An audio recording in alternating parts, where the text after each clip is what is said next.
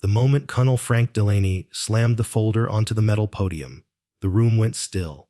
The sharp crack echoed through the Air Operations Center like a gunshot, silencing even the ceiling fan. "Captain Rebecca Lane," he barked, his jaw clenched tight.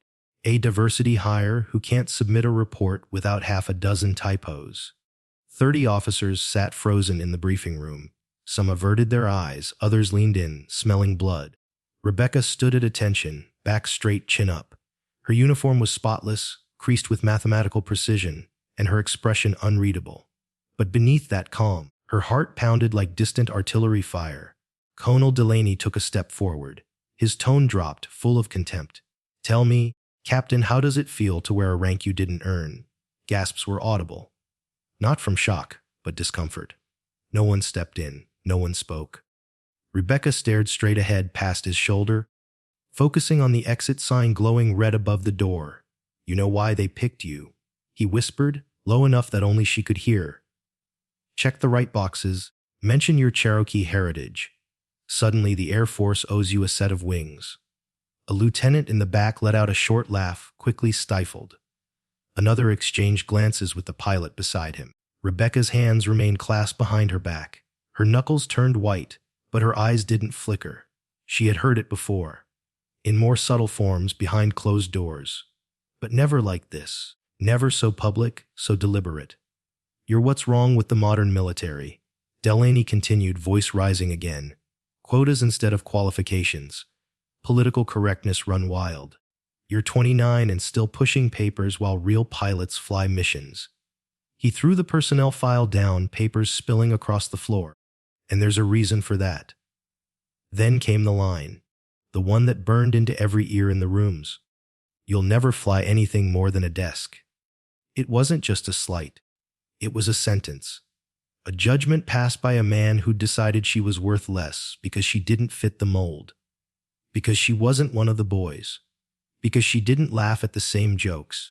Didn't drink at the same bar. Didn't carry the same history. It was easier, safer for them all to believe she was just less. Rebecca didn't flinch. She stood like a statue, unmoving as Delaney's words hung in the air like smoke. Not one person in that room stood up for her. Not a single voice said, "That's enough." She was alone.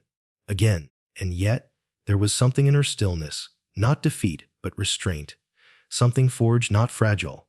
The wall clock behind Delaney read 11:52 a.m., 8 minutes before everything would change. 8 minutes before the woman they'd all dismissed as a bureaucratic box. Checker would become the only thing standing between Edwards Air Force Base and catastrophe. But that day hadn't started in the briefing room. It began, like so many others, in the dark. At 4:30 that morning, Rebecca Lane was already awake. Not by alarm, but by habit. Years of precision ingrained into muscle memory. She lay in the quiet of her base housing unit, a room so bare it might have belonged to a ghost, before rising with measured grace. Her face in the bathroom mirror was unremarkable by design. No makeup, no extravagance. A regulation bun pulled so tight it could hold through a storm. She didn't need attention. She needed invisibility. By 5:15, she was crossing the tarmac, the desert air cool against her skin, laced with jet fuel and morning stillness. She passed the F-16s lined up like sleeping beasts in the haze. Her hand twitched as she walked past them, old reflexes screaming to be used. She buried the instinct. The administration building was quiet when she arrived. She brewed the coffee that would go unthanked, sorted the maintenance logs no one else wanted to touch, rewrote the reports other officers half finished. At 7:45, standing near the filing cabinet, she overheard two pilots by the coffee machine. "You see the new inclusion numbers?" One chuckled. "Wuss, we need more ladies checking boxes." The other glanced her way. Lane's probably never flown anything more than a simulator. Bet she couldn't land a Cessna in clear skies. They laughed loud and careless, unaware that she had flown through conditions that nearly tore her aircraft apart, under names they'd never heard in missions that would never be declassified. She didn't react. She simply returned to her desk and resumed typing. What they didn't know was this: 3 years earlier, she had another name. She had worn a different patch, and she had stood before a panel in Washington, D.C., testifying against one of the largest defense contractors in the country.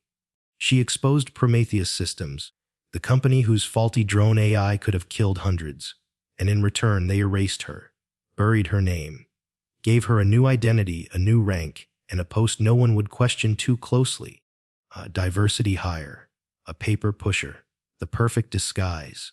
Colonel Delaney didn't know. The officers in that room didn't know, but the countdown had already begun. And in just 8 minutes, they would all learn the same lesson: never underestimate the quiet one in the corner. Especially when she was trained to fly faster than sound and had nothing left to prove. Rebecca Lane's life was ruled by discipline. Not the kind shouted in boot camps or etched into medals, but the quiet kind, unseen, unwitnessed, uncelebrated. Each morning at exactly 4:30 a.m., while most of the base still slept beneath humming air conditioners and half-packed duffels, she was already awake. Not jarred by an alarm, but by habit. Her body moved before her thoughts did. She sat up in silence, her feet hitting the floor with a soft thud.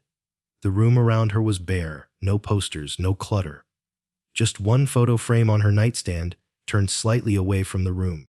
If anyone had looked closely, they'd see a sepia-toned picture of an older native woman seated in front of a hand-woven rug, her face lined with both kindness and fire. Rebecca never spoke of her grandmother.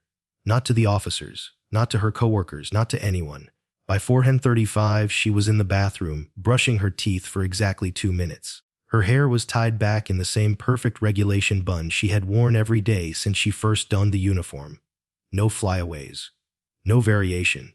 Precision wasn't a task for her. It was a comfort. Her uniform waited by the door, ironed the night before, each crease sharp enough to slice. No medals. No flair.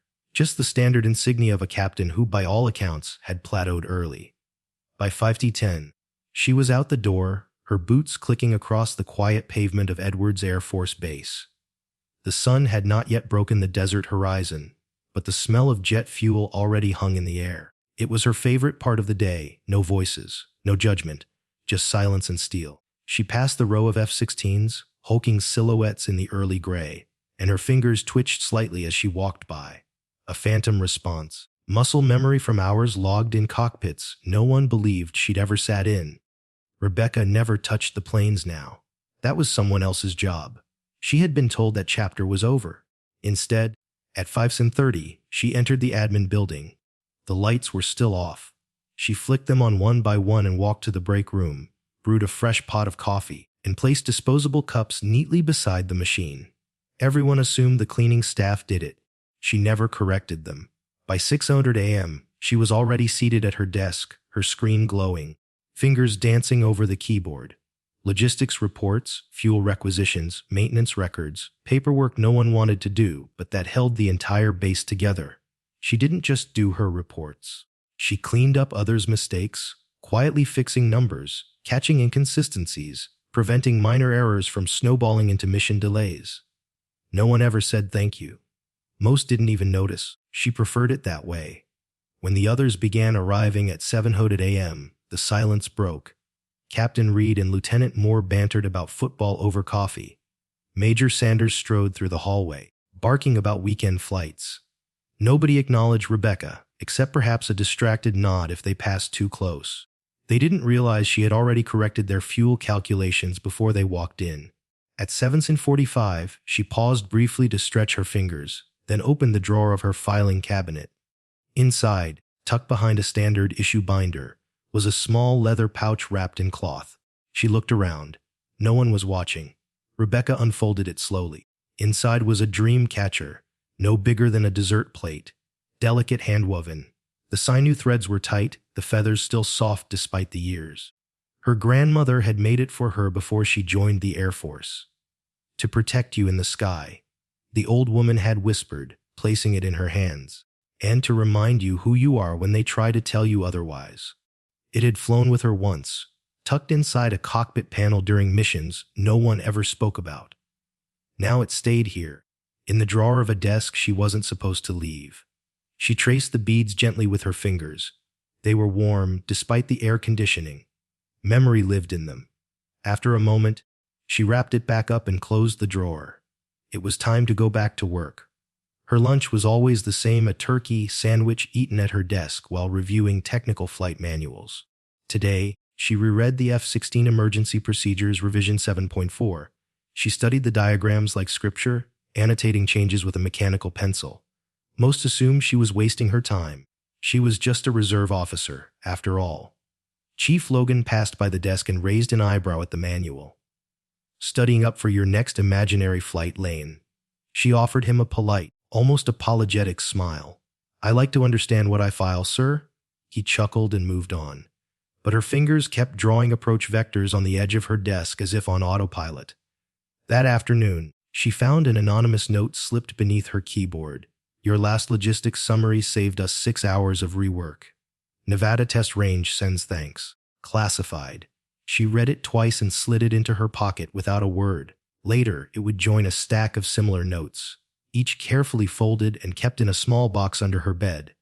Not for pride, not for proof, just reminders. Quiet tokens that excellence matters even when no one sees it. Rebecca Lane didn't need medals. She needed to serve. And without anyone knowing it, she already was. It started with a whisper. Not from Rebecca herself. She never said a word. But from the cracks that even silence couldn't hold. The first to notice was Tech Sergeant Daniel Chu, a radar specialist stationed in the auxiliary control room. Young, sharp-eyed, and meticulous, Dan had always trusted what he saw on the screen, until the day Rebecca Lane sat beside him during a standard training drill. As pilots called in their positions and requested airspace vectors, something odd caught his attention. Every time a flight team checked in, Rebecca would mouth their trajectory data before the tower confirmed it. Not once, not twice, every time. Then came the murmured corrections. Barely audible, just under her breath. 3 degrees left, Thompson. You're drifting. Seconds later, the tower relayed the same correction. At first, Dan thought it was coincidence. But during a particularly complicated maneuver, she tapped out the adjustment pattern on the desk with her fingers, beat for beat in sync with what tower control would eventually advise.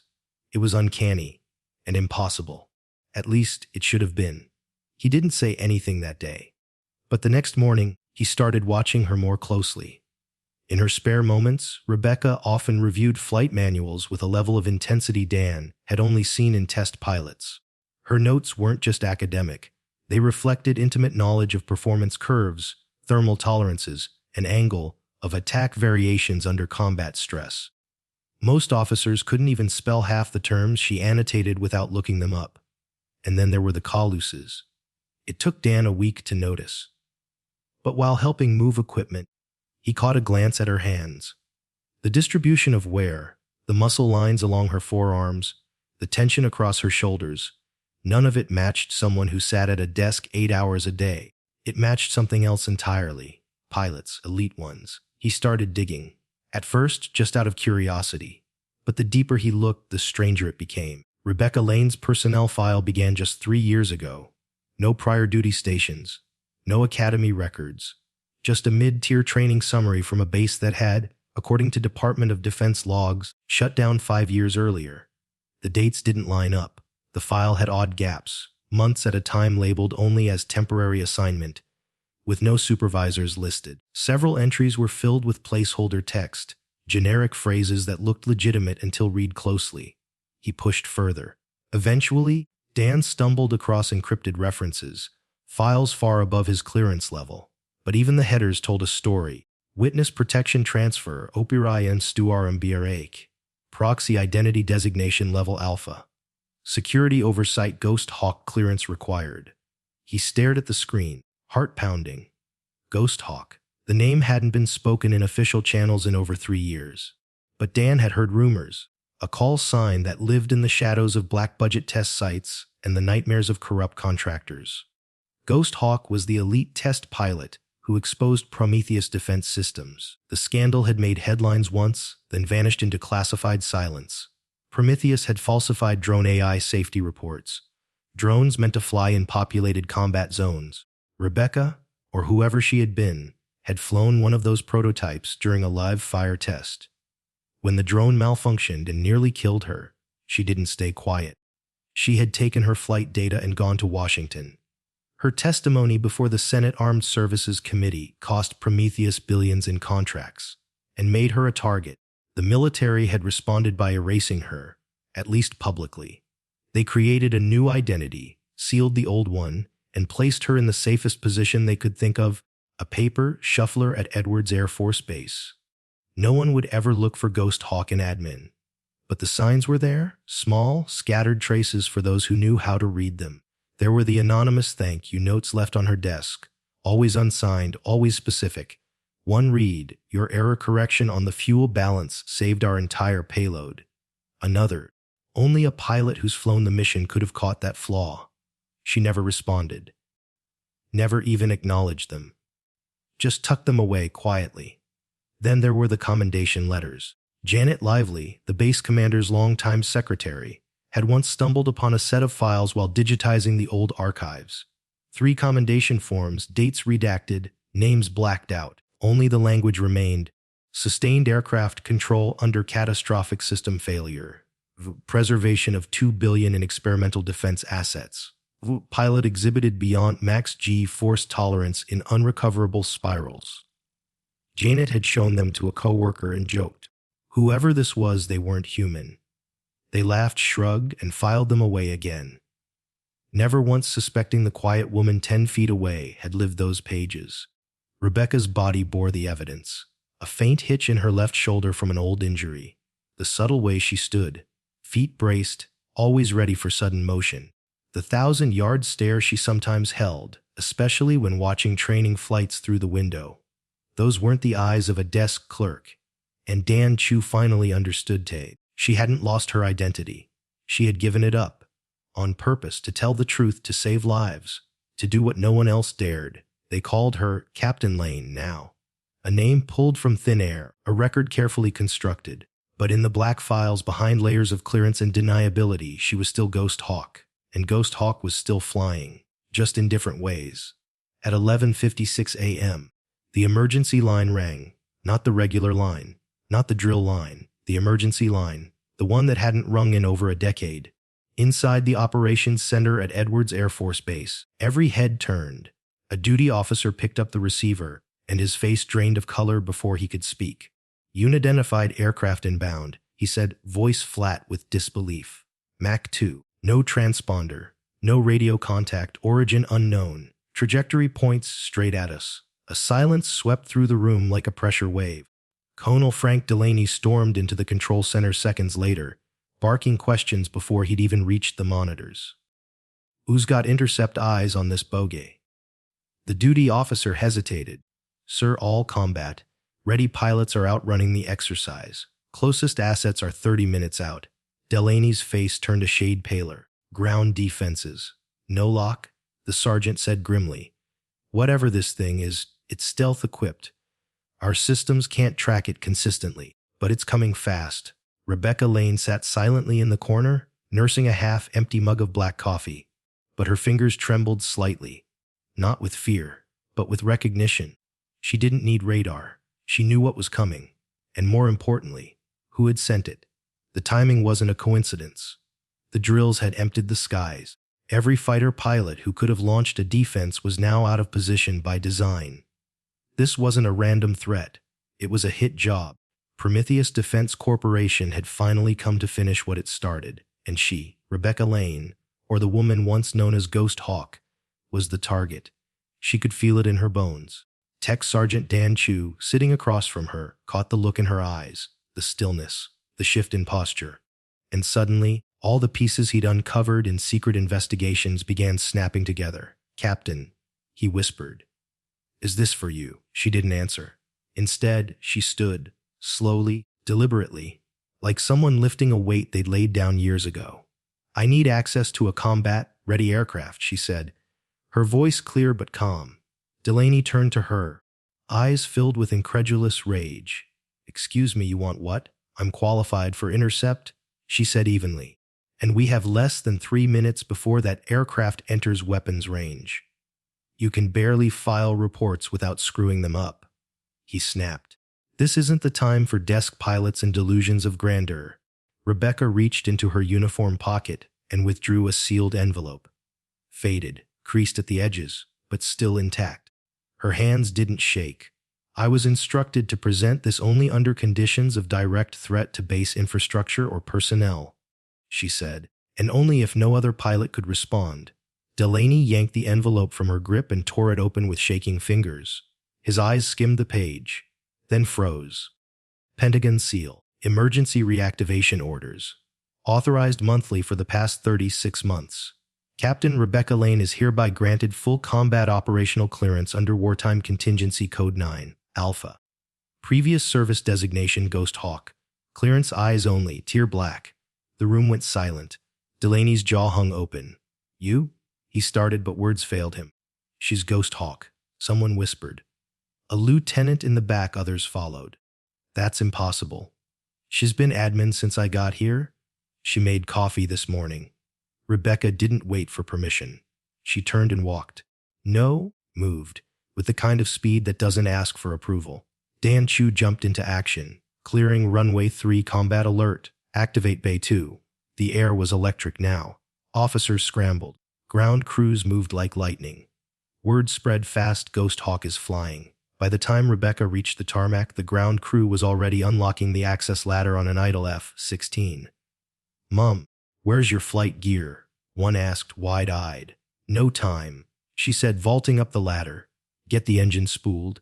I'll bring her online myself. Inside the cockpit, her hands flew across switches and toggles like she'd never left. The F-16 roared to life under her touch, systems waking up as if recognizing their true pilot. Colonel Delaney reached the runway just in time to see her canopy slide closed.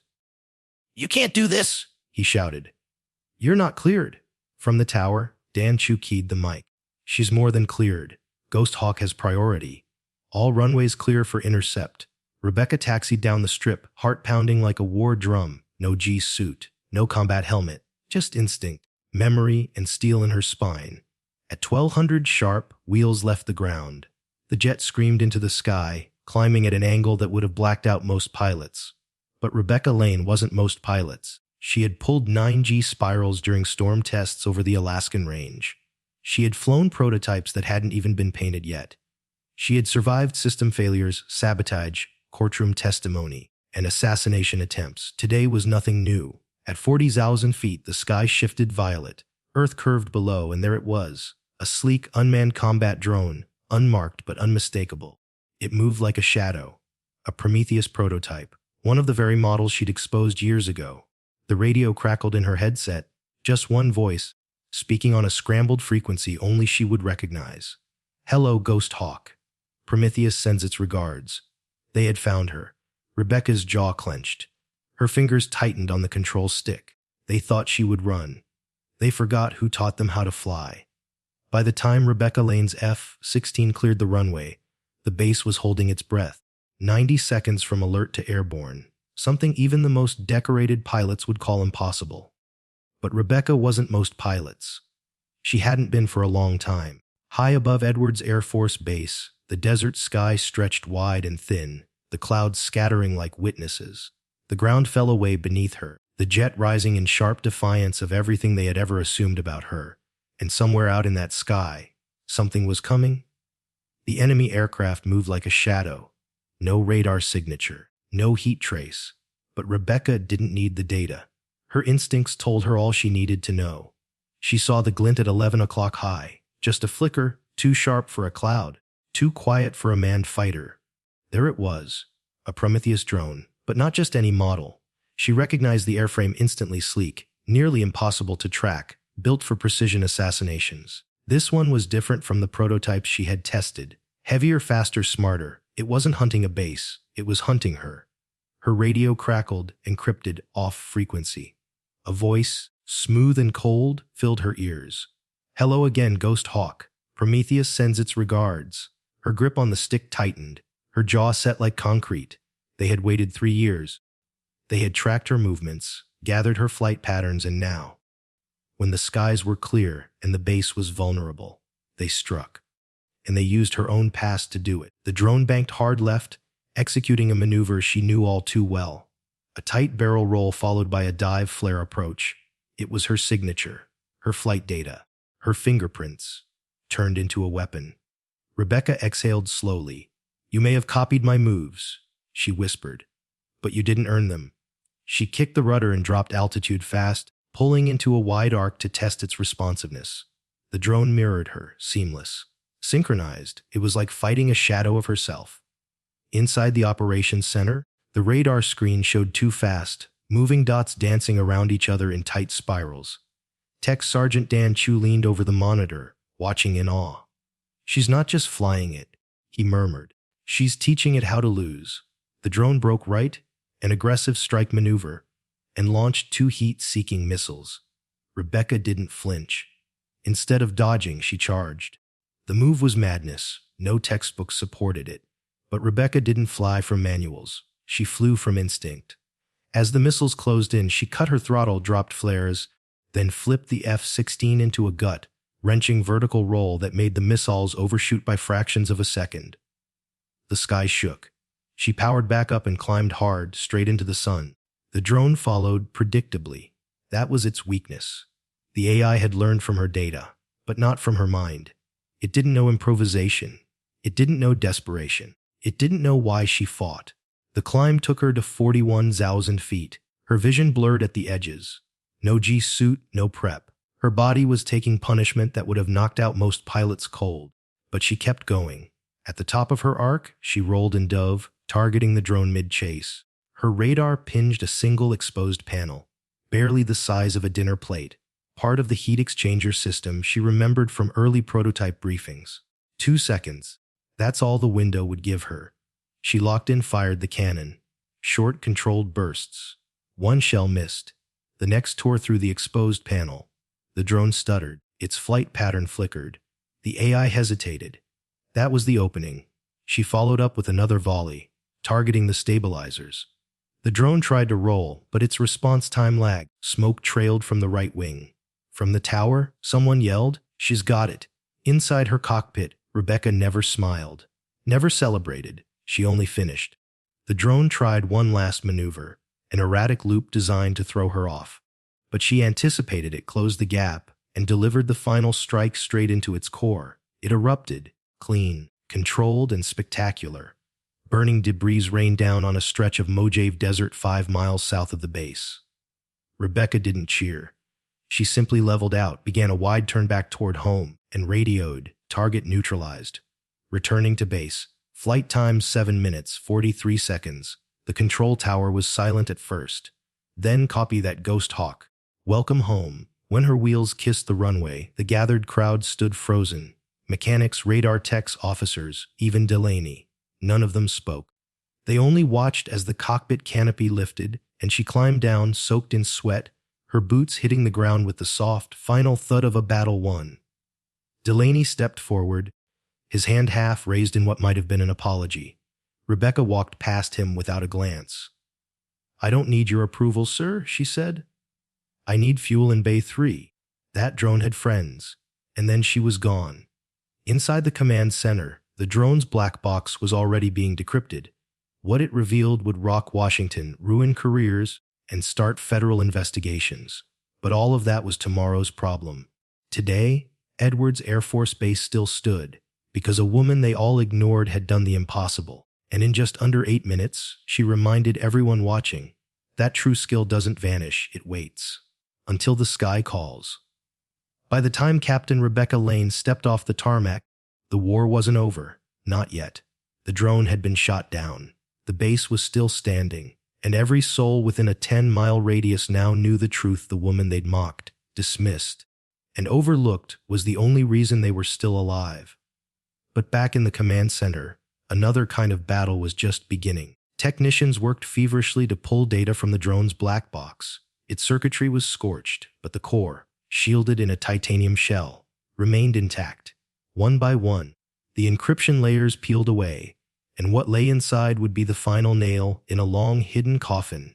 Prometheus hadn't just sent a drone to test new technology or provoke a skirmish. This was a surgical strike, an assassination wrapped in plausible deniability. The drone had been programmed with biometric targeting. Rebecca's heat signature, flight patterns, even her reflex timing. Every trace of her existence had been encoded into the drone's pursuit logic. But that wasn't the most damning part. What stunned the analysts, and later shocked Washington to its core, were the payment logs buried deep within the drone's encrypted memory. They showed bank transactions routed through shell corporations, all leading to one name, Colonel Frank Delaney. There it was in black and white, a tidy $2.7 million in payments over 3 years, routed through offshore accounts. Each payment corresponded with highly classified personnel transfers, ghost files, proxy assignments, and most damning of all, the exact coordinates of Rebecca's housing unit. He hadn't just failed to protect her, he had sold her. Within 10 minutes, the entire base was on lockdown. Military police converged on the flight line, where Delaney still stood, watching the smoke trail in the distance, face drained of all color. At first, he didn't notice the officers surrounding him. When he did, his posture stiffened, not in resistance, but in realization. He'd underestimated her. He'd thought he was clever enough, insulated enough, that by keeping her boxed behind a desk and layering his corruption under layers of ridicule, no one would ever look too closely. He was wrong. A sergeant stepped forward. "Colonel Frank Delaney, you are under arrest for conspiracy, espionage, and aiding a known corporate entity in the attempted murder of a protected federal witness." Delaney opened his mouth, but no words came out. He looked around, as if searching for someone who might intervene. No one did. He was marched away in cuffs, the same tarmac where he once humiliated Rebecca, now bearing witness to his fall. His career, his legacy, was gone in minutes. And the charges, they carried a minimum of 25 years in federal prison, maybe life if the intelligence community had their say. As the news spread, the black box's revelations ignited a storm far beyond Edwards. Within 48 hours, federal agents raided Prometheus Defense Corporation headquarters in Nevada, Washington, and 2 undisclosed research labs tied to black budget drone programs. Computers were seized, executives were arrested, millions in hush money trails were traced, and it didn't stop there. Congressional subcommittees reopened long-buried hearings. Defense officials were forced to explain how Prometheus had maintained high clearance contracts even after previous violations. Senators were subpoenaed. One retired general was caught fleeing the country, all because one drone fell out of the sky, and because one woman chose to speak up, then chose to stay when it was safer to run. Back on base, life moved slowly the next morning. The cafeteria buzzed with nervous energy. People whispered in corners, casting glances toward the administration wing. No one quite knew what to say. No one wanted to be the first to approach her. Captain Rebecca Lane arrived at Arrow 600 hours sharp, same as always. Same uniform. Same hair pulled back into that regulation tight bun. She made coffee, filed reports, cleared a backlog of logistics requests. Business as usual. Except nothing was the same. Dan Chu stopped by her desk mid-morning. He didn't speak at first, just stood there awkwardly holding a manila folder. She glanced up, one brow raised. "You were incredible," he said quietly. She offered him a small, almost tired smile. "I just did what I was trained to do." He hesitated. "You could have taken a command position. Pentagon's probably scrambling to figure out how to offer you a desk full of stars." Rebecca shrugged. "Let them scramble. I have work to do." And with that, she returned to typing. But not everything stayed quiet. Later that week, a memo circulated quietly through the higher ranks. A small group of senior officers, those with access to the deepest layers of clearance, began referring to her by the name she had left behind, Ghost Hawk. Not as a threat, not as a mystery, as a warning that even buried truth doesn't stay buried forever, and that no matter how clever the corruption, justice sometimes wears a uniform and drinks base coffee before dawn. In the weeks that followed, offers poured in like rain after a drought. The Pentagon sent formal invitations. Classified programs she once flew for requested her back as a test pilot. A 3-star general even called personally, promising a fast-track promotion if she'd agree to lead an elite experimental wing. She turned them all down. No public interviews. No medals. No reassignment to Black Ops. Captain Rebecca Lane stayed right where she was, at her desk in the logistics office at Edwards Air Force Base. The same small office, same broken coffee pot, same standard issue file cabinets that still stuck when pulled too hard. But something had changed. Now, when officers passed her in the hallway, they nodded. Some with respect. Others with a mix of awe and guilt. They whispered to each other, but this time it wasn't mockery. It was reverence. She never responded to it. She didn't need to. Rebecca had never flown for glory, and she certainly wasn't about to start now. Instead, she went back to her quiet routines. She arrived at 4:30 a.m. each morning, made the coffee no one else thought to brew, sorted reports, corrected errors in flight rosters, and triple-checked maintenance requests before the sun even crested the desert horizon. If anyone asked what kept her there, she had no answer they'd understand.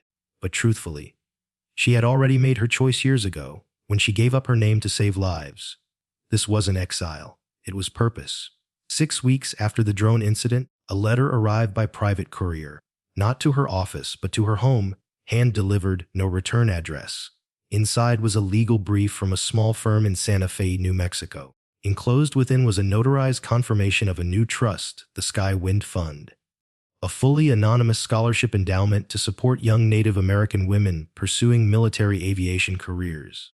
No press release, no naming rights, just one requirement for all applicants: excellence without recognition, service without expectation, discipline without applause. The firm's partners would never learn her real identity. The check that started the fund was drawn from a numbered account. The origin of the first $1 million remained a mystery, even to the government. But inside her nightstand, tucked next to the old photo of her grandmother, Rebecca placed a copy of the fund's charter. And on the final page, a simple signature in clean, careful script, in honor of those who fly with no name. Time passed, and the rhythms of base life returned. Pilots came and went, squadrons rotated, the mess hall filled with new conversations. The names changed. But one thing remained constant: Rebecca Lane. Sitting in the back corner of the administrative wing, typing away like nothing extraordinary had ever happened. She never mentioned Ghost Hawk again. But others did. One day, a young pilot named Jessica Yazzie, fresh out of training, bright-eyed, full of adrenaline, approached Rebecca timidly after seeing her near the flight simulators. "Mom," she said, "do you think a pilot like me, someone who didn't come from the academy, could ever fly in a black program?" Rebecca didn't answer right away. She simply studied the young woman for a moment. There was something familiar in her stance. Shoulders drawn back too tightly, like she was carrying something she didn't know she was allowed to let go of. "You don't need to fly for the recognition," Rebecca finally said. "You just need to be ready when the sky calls." Jessica blinked. "But how do you know when it's calling?" Rebecca allowed herself the smallest smile. "It always calls. The question is whether you're disciplined enough to listen." From that day on, Jessica would find helpful corrections scribbled in the margins of her flight logs. Charts slipped into her mailbox with adjustments. Faint notes of encouragement left under her simulator console. She never saw who left them. She never had to. Every now and then, a few pilots caught sight of Rebecca walking the edge of the tarmac during late afternoons. Always silent. Always just watching the jets take off and land. They started calling her Ghost, half joking, half myth. A name that meant nothing to them, but everything to history. They didn't know the full story. Most of it was buried under more red tape than anyone could cut through. But every once in a while, a whisper would surface. She used to be something big. They say she saved the whole base. No one really knows who she is. And Rebecca, she kept watching the sky. Not for enemies, but for the next soul who might need a hand or a word or a quiet presence telling them, "You belong here too." Back in her locker, the dream catcher still hung in the same place. One afternoon, when no one was watching, she touched it again. The beads had warmed in the sunlight, the same way they always did, just like her grandmother promised. Wind through string, memory through thread, strength passed down, not shouted. She whispered something to it, words in a language not often spoken at Edwards, and then closed the locker door. Another day, another report. Another jet roaring across the sky, and somewhere above the clouds, another girl dreaming of flying. Rebecca Lane didn't need to be remembered. She just needed to make sure someone else got the chance. On the edge of Edwards Air Force Base, in a quiet corner beyond the maintenance hangars and radar towers, there's a weather-worn bench overlooking the eastern runway. Most people walk past it without noticing. But Rebecca Lane goes there often, usually late in the afternoon, When the desert sun casts long golden shadows across the tarmac, and the sky begins its slow shift into soft purples and orange streaks. She doesn't go there to remember. She goes there to listen. To the wind brushing the wings of incoming jets. To the distant thunder of engines igniting futures she'll never see. To the silence that lives between takeoff and return. Sometimes she brings her coffee. Sometimes she brings a manual to mark up old habit. But most of the time, she just sits with her hands in her lap and her eyes on the sky. Ghost Hawk still flies. Not in aircraft anymore. Not through call signs or classified missions. Now she flies in the decisions she makes. In every quiet moment she chooses to serve instead of seeking recognition. In every pilot she nudges forward without ever stepping into their spotlight. Young Lieutenant Jessica Yazzie is one of them. Just weeks after earning her solo wings, she found herself in the middle of a minor emergency. A hydraulic failure during low-altitude maneuver training. Panic clawed at her throat as she fought to stabilize the aircraft. The tower scrambled to respond, but it was a calm, familiar voice in her headset that steadied her hands. Breathe. Trim 2 degrees nose up. Hold your vector. You've got this. She knew that voice. Captain Lane never said her name, never filed a report. But when Jessica landed safely, the only person waiting by the hangar was her, holding a towel, 2 bottles of water, and that quiet, knowing look. Not approval, not pride, just understanding. Later that night, Jessica found a single note tucked into her locker. The sky is yours now. Trust your training. And when the time comes, pass it on. No signature. But none was needed. Word spread quietly, as it always does. They began calling her the guide. New recruits started watching her more carefully. Not because she asked them to, but because the way she carried herself made them want to. She never told war stories. Never mentioned Prometheus or the trial or the drone strike. Those chapters belonged to history. Rebecca Lane belonged to the present. One morning, just before sunrise, a second dream catcher appeared in her locker. This one hand-woven but newer. The knots imperfect, the beads slightly mismatched, clearly made by younger hands. Attached was a small note, for strength. For those who fly without being seen. She never asked who left it. She simply hung it next to her grandmother's, where it gently swayed with each opening of the locker door. 2 circles of thread and memory. One passed down, one passed forward. The sun caught them both just right at certain hours, casting soft shadows that danced along the concrete floor like wings in formation. She kept turning down the medals. 3 times, high-ranking officers submitted her name for formal commendations. Bronze Star, Legion of Merit, even a nomination for the Air Force Cross. She rejected every one. Not out of pride, out of principle. The people who mattered already knew. The rest didn't need to. She never asked for a parade. She only ever asked for truth. And in the quiet that followed, she found something even more powerful than glory peace. One evening years later, as a new squadron arrived for orientation, the base commander, just promoted, only in his early 40s, was asked during a welcome briefing, "Sir, who's the most senior officer on base?" He smiled and nodded toward the admin wing. "You'll know her when you see her," he said. "She doesn't wear stars, but she's flown higher than any of us. They never taught her story at the academy. It's not in any textbook. Not in the videos shown to recruits. But if you ask the right person, at the right time, they'll point to a figure walking across the runway at dusk. A woman with shoulders straight, steps measured, and eyes that see everything. A living reminder that strength doesn't always shout. Sometimes it whispers. Sometimes it files reports.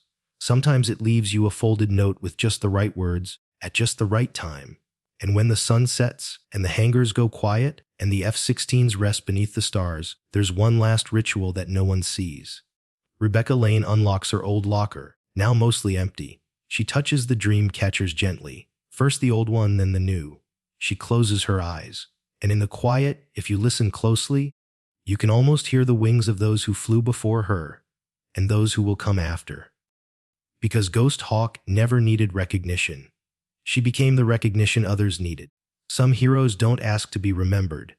They simply make sure the world keeps flying.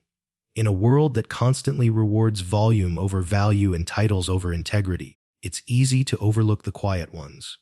The ones who show up early, stay late, and do the right thing, even when no one's watching. But sometimes, it's the silent ones who carry the weight of everyone else's safety.